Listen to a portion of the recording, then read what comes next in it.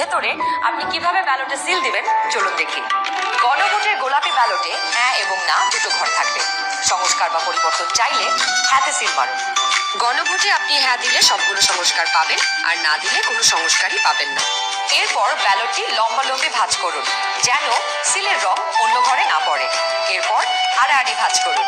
সংসদ সদস্য নির্বাচনের জন্য সাদা কালো ব্যালটটিতে থাকা আপনার পছন্দের ব্যক্তি বা দলের মার্কায় সিল মারুন। সিলটি কিন্তু নির্ধারিত ঘরের বাইরে যাওয়া যাবে না। মার্কার বাইরে সিল পড়লে আপনার মহামূল্যবান ব্যালটটি বাতিল হয়ে যাবে। সিল মারার পর এই ব্যালটটিও প্রথমে লম্বালম্বি ভাঁজ করুন যেন সিলের কালি অন্য মার্কায় না লাগে। এরপর আড়াআড়ি ভাঁজ করুন।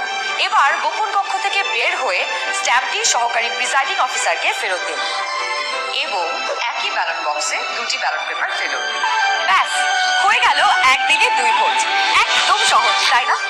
তাহলে নিশ্চিন্তে ভোটের দিন চলে আসুন আপনার ভোট কেন্দ্রে আর ভোট দিয়ে বুঝে নিন দেশের মালিকানা, দেশের চাবি আমাদের হাতে।